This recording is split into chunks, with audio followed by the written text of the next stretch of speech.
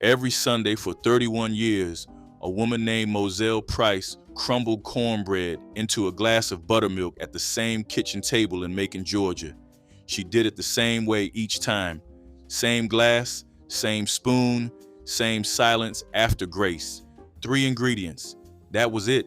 That meal is number 25 on this list. She learned it from her mother, who learned it during Reconstruction.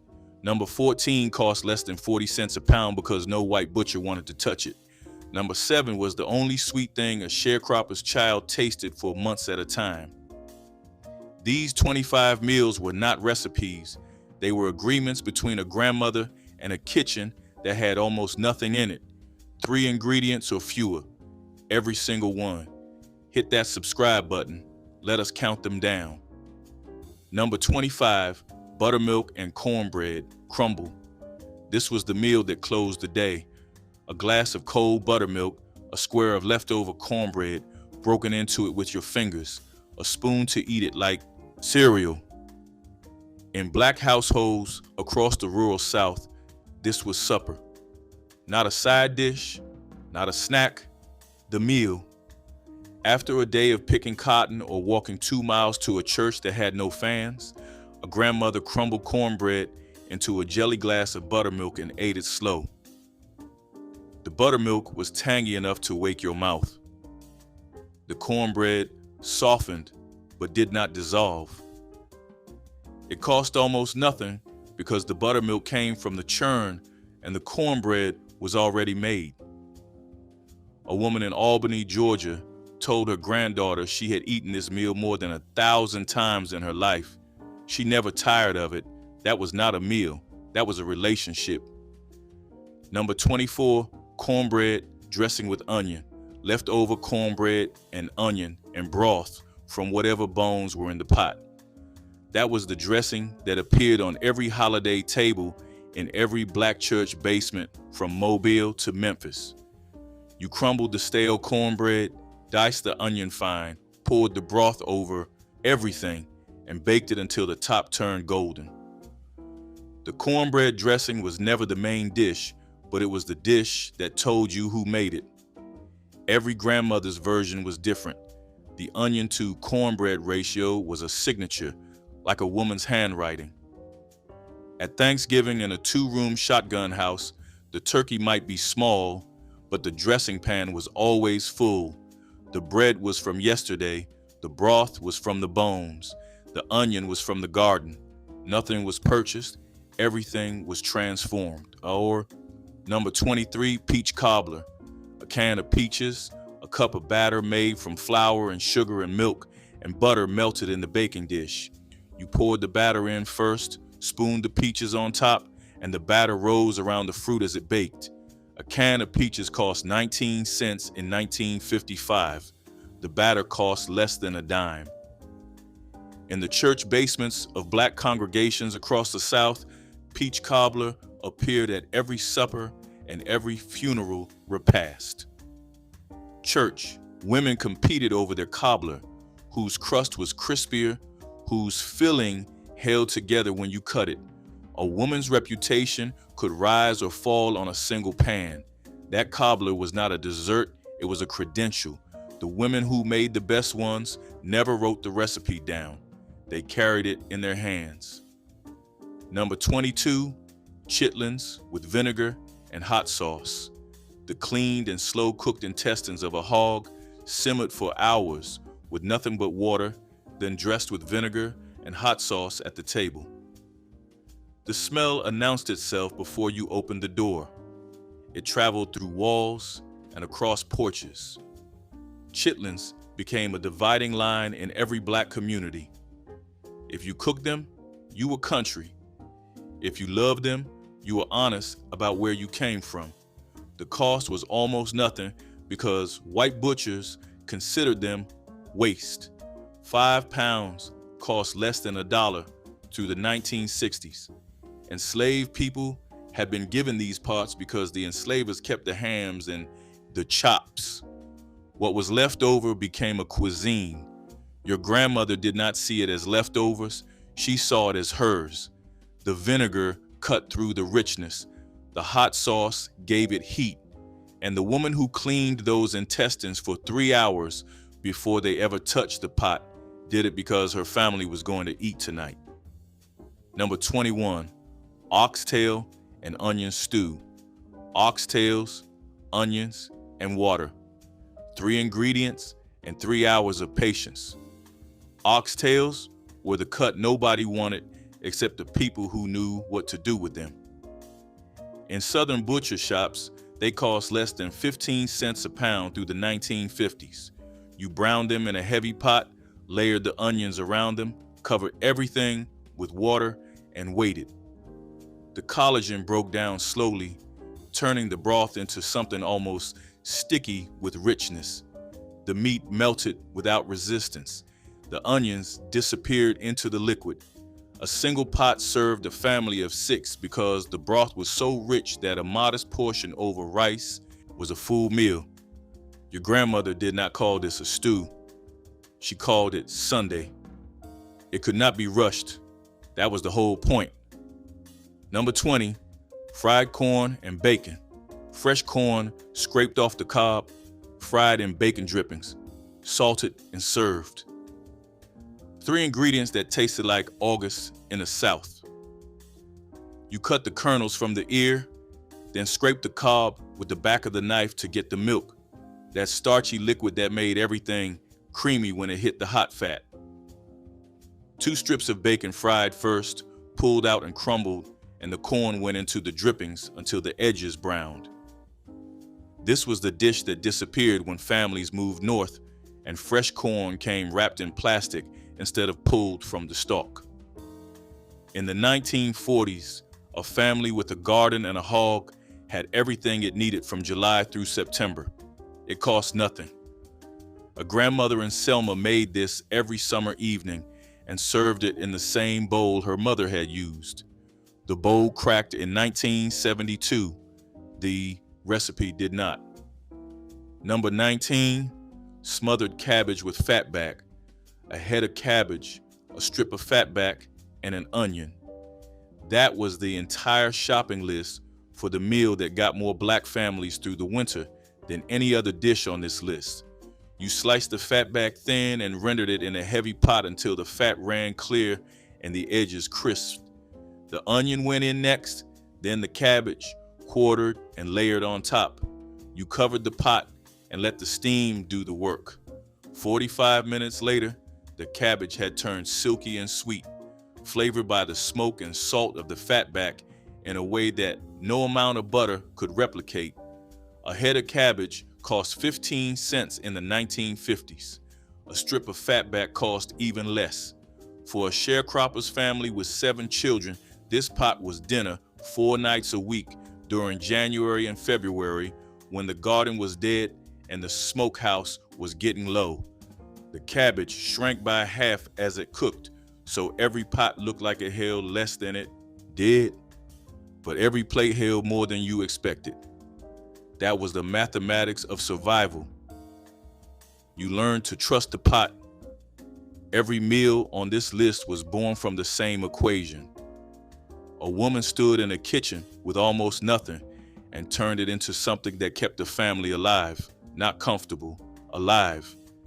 In the sharecropping South, a black family's food budget was whatever remained after the landowner took his share of the crop. In the 1930s, the average black sharecropper family in Mississippi spent less than $2 a week on food, $2 for 7 or 8 people. These meals are not nostalgia. They are evidence of what happens when a people are given almost nothing and still refuse to let their families go hungry. Every pot of beans, every pan of cornbread, every strip of fatback rendered in a skillet was quiet resistance. Your grandmother did not call it resistance. She called it supper. Number 18, pinto beans and ham hock. A bag of dried pinto beans, a smoked ham hock, and water. That was the Monday meal in every black household that had a stove and a pot. You soaked the beans overnight, dropped in the ham hock, covered everything with water, and let it simmer on the back burner for 4 hours while you did the laundry. The ham hock gave up its smoky flavor slowly, turning plain brown beans into something rich and savory. The broth thickened as the beans broke apart. By evening, the pot held a thick, dark stew that clung to a spoon and tasted like a meal that had no business costing so little. A 1-pound bag of pinto beans cost 12 cents in 1945. A smoked ham hock cost less than a quarter. For 37 cents, a woman fed her family for 3 days. This was not cuisine, this was arithmetic. And the women who did the math every Monday morning were not accountants. They were mothers whose children needed to eat 7 days a week on a paycheck that ran out by Thursday. Number 17, tomato sandwich. A ripe tomato, 2 slices of white bread, and mayonnaise. That was the summer meal that showed up on every porch in the Black South from June through September. You sliced the tomato thick, spread the mayonnaise heavy, and ate it over the sink because the juice ran down your arm. The tomato had to be garden grown. A store-bought tomato in January was not the same sandwich. A single plant gave enough tomatoes for a family to eat these every day for a month. The bread cost a dime. The mayonnaise lasted all summer. The tomato was free. For families who grew their own food, this was the taste of abundance in a life that did not offer much of it. A woman did not need to announce that summer had arrived. She just set a plate of tomato sandwiches on the table. That was enough. Number 16, sweet potato and molasses. A sweet potato roasted in the ashes of a fire, split open and drizzled with blackstrap molasses. 2 ingredients that traced a straight line from West Africa to a sharecropper's hearth in Alabama. Enslaved people had grown sweet potatoes because the enslavers did not value them.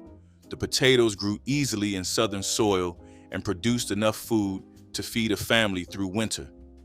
The molasses came from sugarcane, cooked low and slow until it turned thick and dark.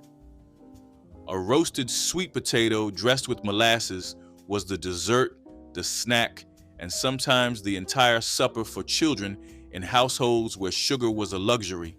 A sweet potato cost less than a penny. A jar of molasses cost a nickel and lasted a month.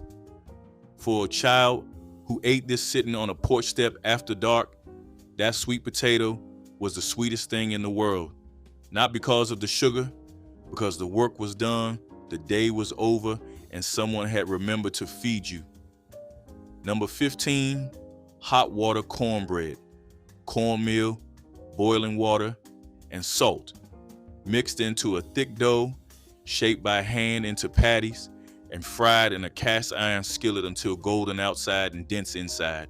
This was the bread enslaved people made in the fields because it required no oven, no yeast, no milk, no eggs, just cornmeal from the weekly ration and water.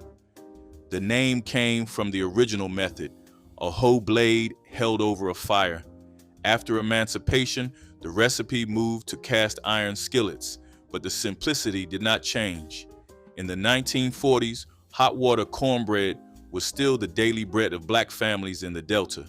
A 5-pound bag of cornmeal cost 29 cents and lasted 2 weeks. Your grandmother shaped those patties with wet hands, the boiling water steaming as she pressed the dough flat. Her hands were calloused from years of doing it. She never complained about the heat. Number 14, neck bones and rice, pork neck bones, rice, and water. The neck bones were the cheapest cut in the butcher case, less than 15 cents a pound in the 1950s, because white customers did not want them. Black families did. You simmer them for 3 hours until the meat fell from the bone and the broth turned thick with gelatin. The broth went over rice like gravy, soaking into every grain.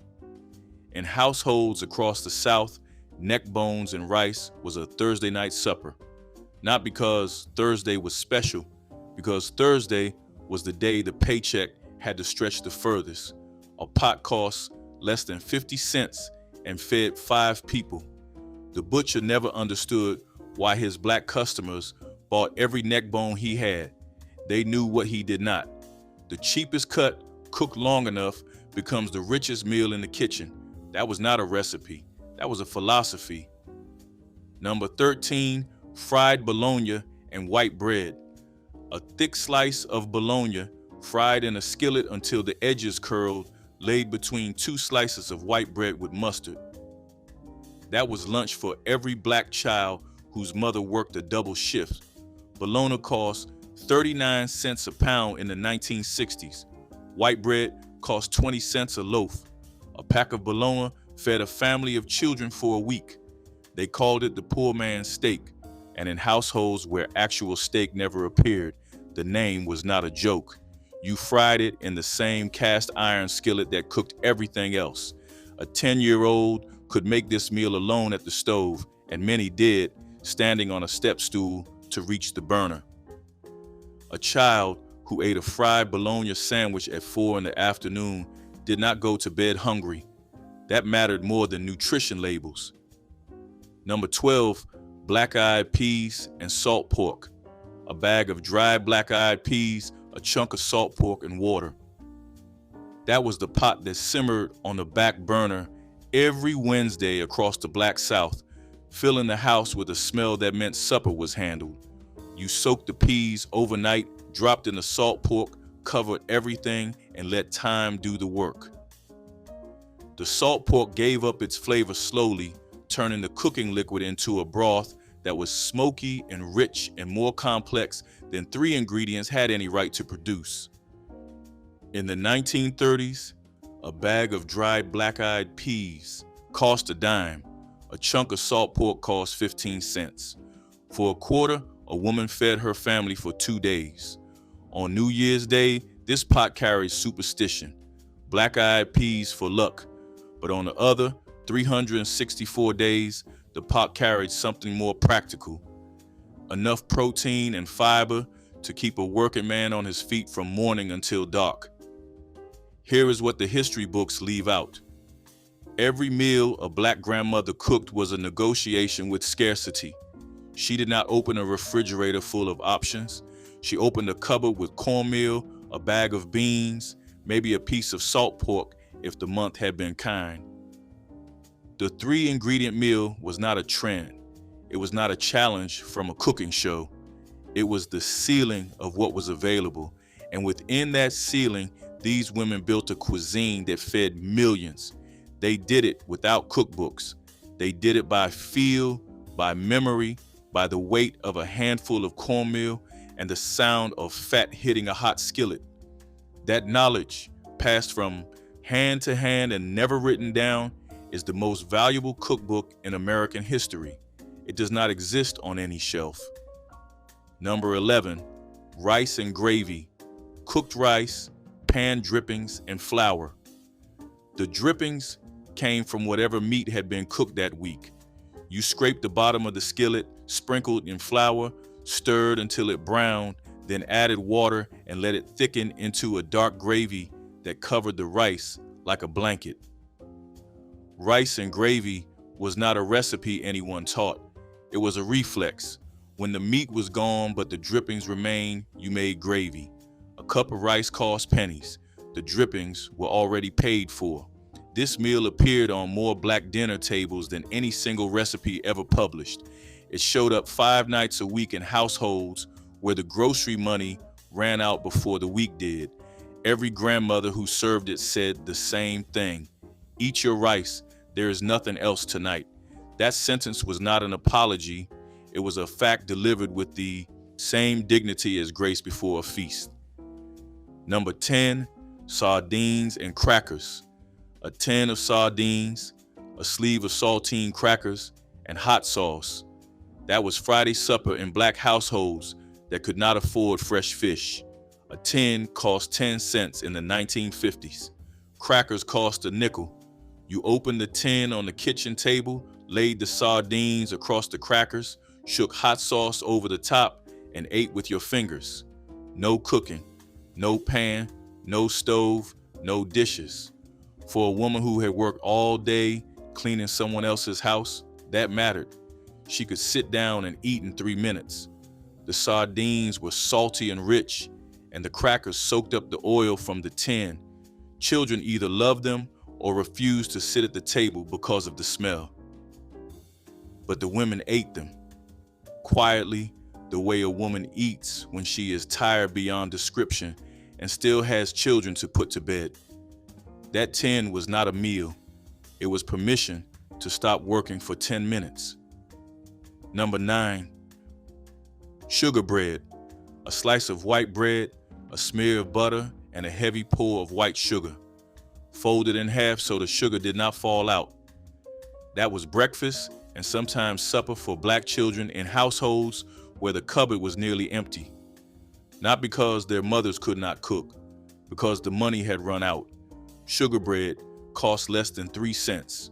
A mother made it in 30 seconds and placed it in a child's hand with the look that said, "I know this is not enough." In Harlem, in Chicago, in Detroit, sugar bread was the taste of a family starting over. Some children ate it every day for weeks.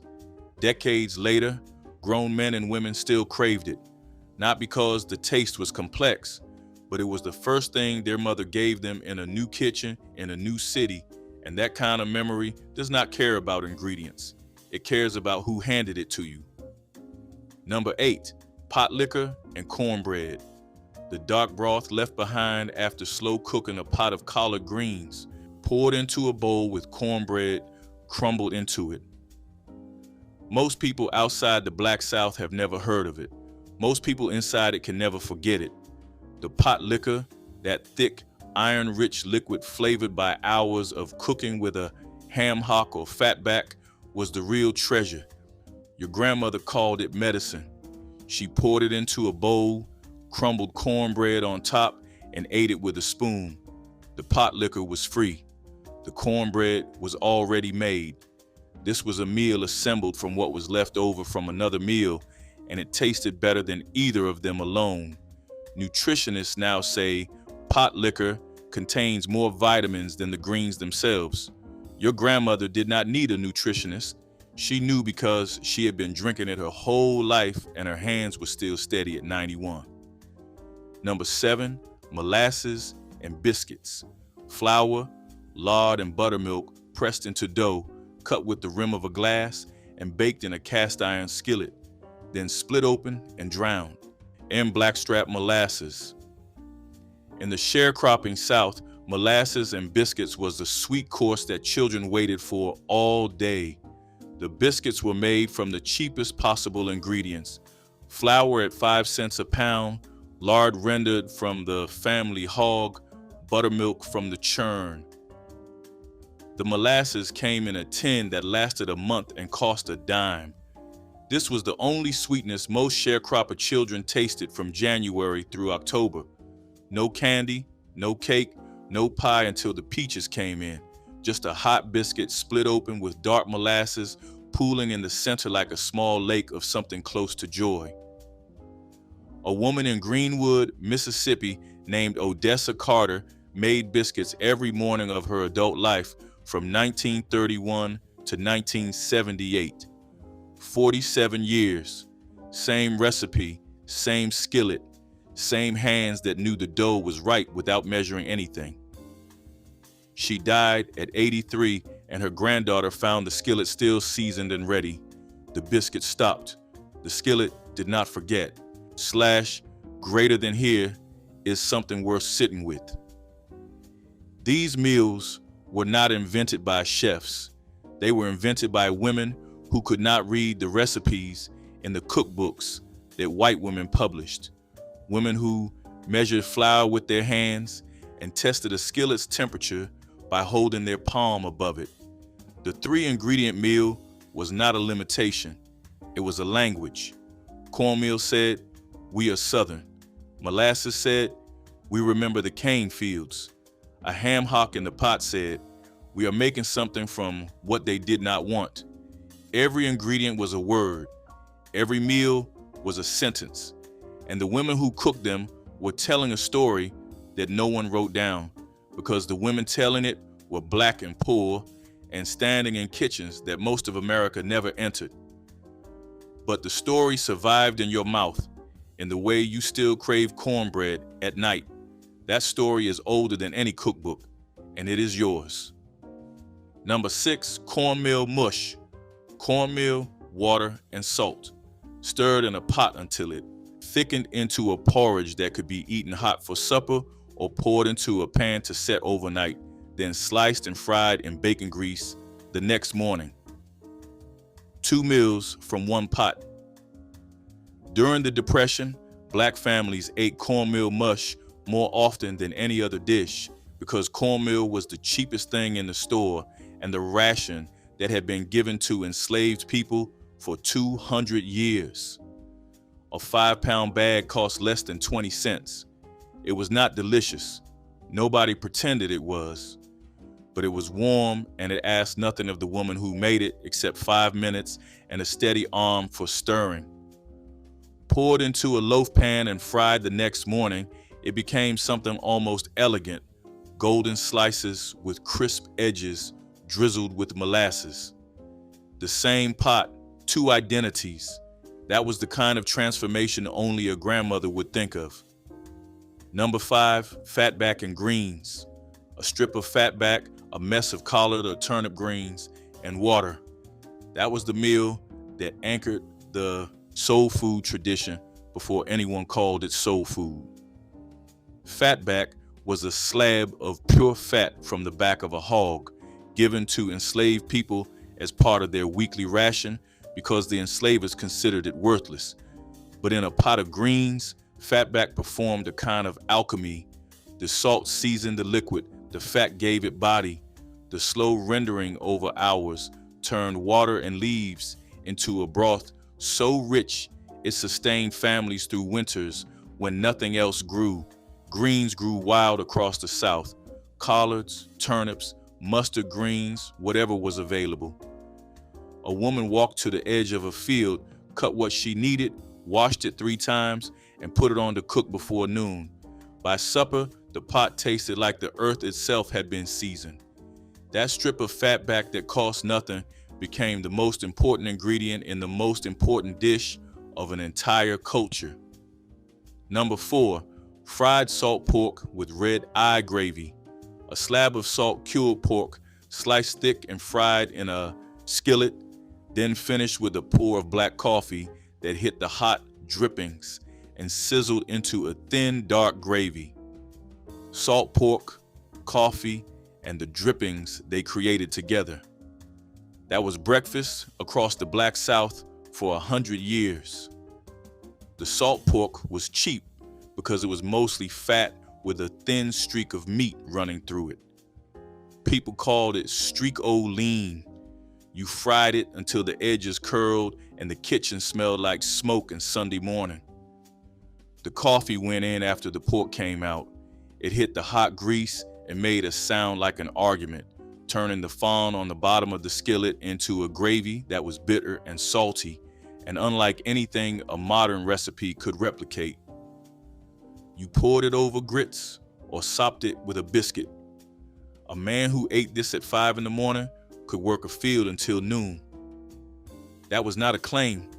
That was a job requirement. Number 3, crackling bread. Cornmeal, water, and pork cracklings. The cracklings were the crisp golden bits left after rendering lard from a hog.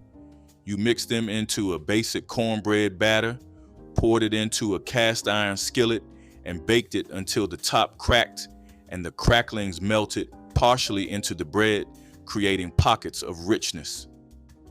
Crackling bread was the bread of hog killing day, that cold November morning when the whole community gathered to process a hog.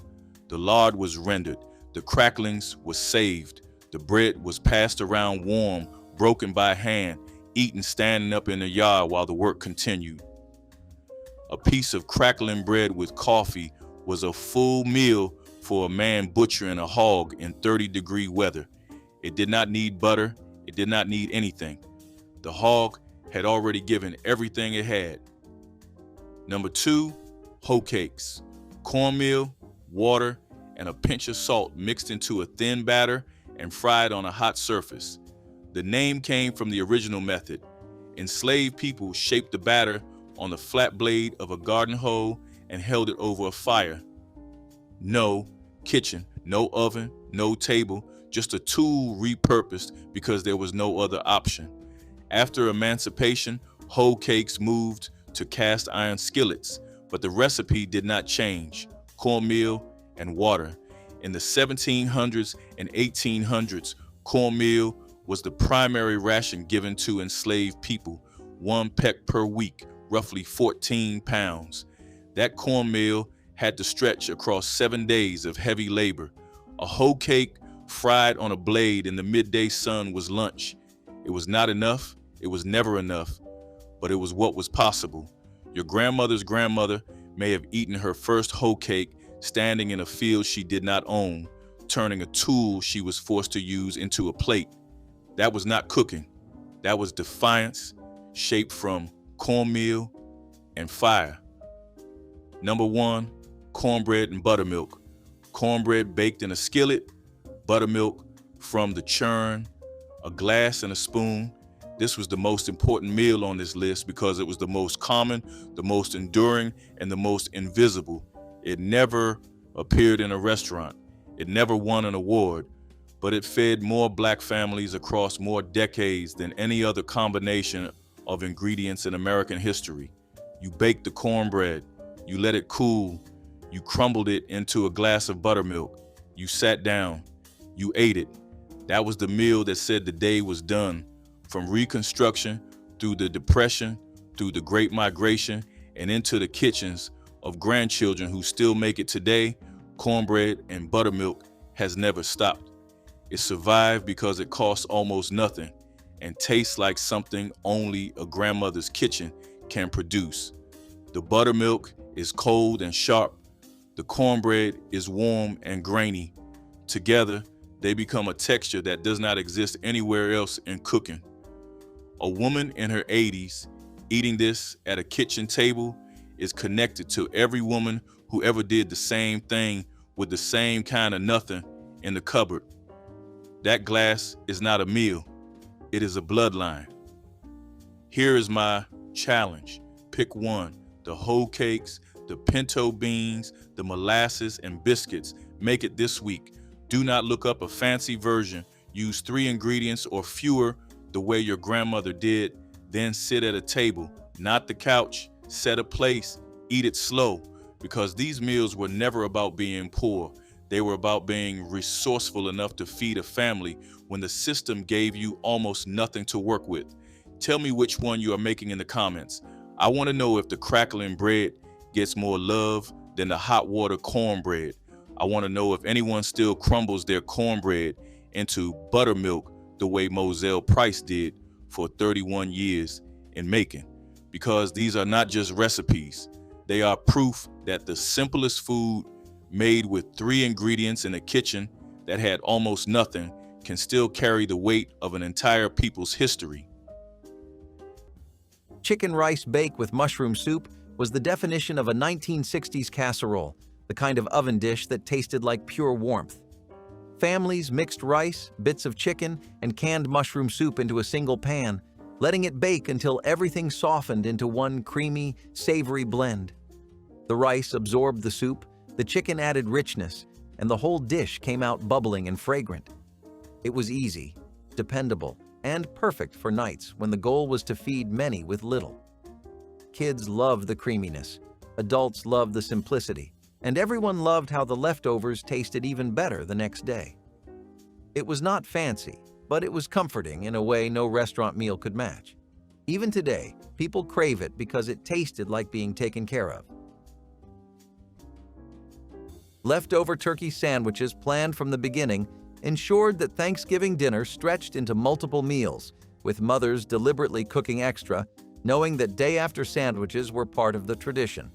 When families could afford turkey, Black mothers bought the smallest birds that would serve immediate needs while leaving enough for sandwiches.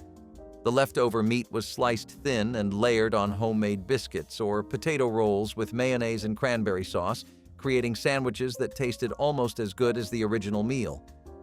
Children actually preferred these casual sandwiches to formal sit-down dinners, eating them while watching television. Adults appreciated how turkey sandwiches extended the Thanksgiving experience without requiring additional cooking. This planned-overs approach represented forward thinking that characterized Black household management during difficult times, ensuring maximum value. Pickled watermelon rind turned summer scraps into something bright and memorable when waste was never an option. Families peeled the green rinds from sweet watermelons, cut them into strips, and simmered them in a brine of vinegar, sugar, and warm spices until the pieces turned translucent and tender. The finished pickles carried a gentle sweetness with a tart kick that balanced fried fish or smoky barbecued pork. Children often helped pack the jars, laughing as the kitchen filled with the scent of cinnamon and clove. These jars lined pantry shelves and cooled in cellars, ready to brighten winter meals with a taste of summer. For many households, this thrifty condiment was a sign of careful planning and pride in making every harvest last. Today, few people bother to save the rinds, and the recipe hides in old notebooks and fading memories. Yet those who remember speak of the surprising pleasure of that sweet, sour crunch beside a plate of fried catfish. Navy bean soup with crackers was the kind of meal that made hard days softer. Dried beans soaked overnight, swelling with promise before simmering all afternoon with salt pork, onions, and a bay leaf if one was handy. The broth grew thick and creamy, wrapping around each bean like a hug. Crackers crumbled on top added a bit of crunch, stretching the soup even further. It was warm, filling, and dependable, the kind of dish that asked for little and gave a lot. During wartime, when rations ran thin, this soup showed that patience and creativity could still fill every bowl. It was food for the soul, simple and steadfast, keeping families strong when the world outside felt uncertain. The scent of simmering beans filled homes like a promise that hunger would not win that day. It was a dish that carried people through storms, through shortages, through loss. Even in silence, as spoons dipped and bowls emptied, there was comfort. It was not luxury. It was survival made tender. Rutabaga mashed with potatoes stretched expensive produce while adding nutrition and flavor complexity that plain mashed potatoes couldn't match, making economical side dishes feel more sophisticated. Rutabaga sold for pennies per pound since few shoppers knew how to prepare them, but Black mothers understood that these dense root vegetables could extend potato dishes while adding vitamins and slight sweetness. The rutabaga was peeled, cubed, and boiled alongside potatoes until both were tender, then mashed together with margarine and milk until smooth and creamy. The golden color was prettier than plain white potatoes, while the flavor had subtle sweetness and earthiness that made the dish more interesting. Children often couldn't tell they were eating rutabaga mixed in, accepting it as simply mashed potatoes without resistance. Adults appreciated how one rutabaga could replace half the potatoes needed, cutting costs significantly while actually improving the dish. Pot roast with carrots and onions was the Sunday ritual that made the whole house smell like home before you even opened your eyes. The roast went into a heavy pot early in the day, searing first before settling into a long simmer with onions, carrots, and maybe a potato or two. Hours passed, the aroma grew richer, and by evening the meat was tender enough to fall apart under the slightest pressure. This was not just a meal, it was a gathering point, a reason for everyone to show up at the table. The vegetables soaked up the broth, turning sweet and soft, and the whole pot felt like comfort poured into a single dish. People still crave it because it tasted like stability, like being cared for, like the end of a long week wrapped neatly in gravy. Fried green tomato. Po' boys turned unripe tomatoes into a sandwich that tasted like pure coastal sunshine wrapped in crunchy cornmeal. Thick slices of firm green tomatoes were dredged in seasoned cornmeal and fried until their edges crisped and their centers softened just enough to release a bright tang. Piled high on soft French bread with a smear of remoulade and a handful of shredded lettuce, they became a favorite along Gulf Coast streets where shrimp boats docked and music floated from open windows. Vendors often sold them at fish fries and fairs when seafood prices climbed too high, proving that a garden vegetable could carry the day as well as any oyster or crab. Families remembered the scent of hot oil and the pop of cornmeal batter while waiting in line for a sandwich that blended thrift and celebration. Today, fast food counters try to imitate the flavor, but they cannot capture the quiet magic of fresh garden tomatoes picked before ripening, fried in backyard kitchens, and shared among neighbors who knew the value of every bite. Pinto bean cakes were genius in their simplicity. Leftover beans from last night's pot were mashed, mixed with flour and onions, and fried until golden brown. What had started as scraps became something new, something delicious. The cakes were crisp at the edges and soft in the center, hearty enough to stand on their own or to sit beside rice or greens. It was a meal made by hands that refused to waste, by people who understood that nothing in the kitchen should ever be thrown away. The scent of frying bean cakes was homely and warm, a small reward for hard work. Each bite tasted of thrift, resourcefulness, and quiet pride. It was proof that survival could be creative, and that good cooking never depended on wealth, only wisdom. The sound of the pan crackling was the sound of resilience itself. A sprinkle of salt, a turn of the spatula, and the world felt right again. Served with hot sauce or ketchup, they turned into a feast from the plainest of ingredients. Bean cakes taught children early on that waste was not an option, and that love could be fried up right alongside supper. Red rice cooked with tomato paste and sausage scraps became the colorful, flavorful dish that combined starch and protein in one economical pot that fed crowds with minimal effort. Black mothers would brown whatever sausage pieces were available, then cook rice directly in tomato paste thinned with water, creating dish with vibrant color and savory depth. The tomato paste was economical, costing less than fresh tomatoes while providing concentrated flavor that transformed plain rice into something special. Onions, peppers, and celery added when affordable, but the core remained rice, tomato paste, and whatever meat scraps could be found. This one-pot meal required minimal cleanup, crucial consideration when cooking for 20 people in small kitchens with limited hot water. The rice absorbed all the flavors as it cooked, creating cohesive dish where every bite tasted complete. Red rice represented Gullah and Low Country traditions that many Black families carried with them during the Great Migration. Peanut butter and banana sandwiches, warm or fried, were the quiet heroes of tight budget nights when families needed something filling, sweet, and comforting.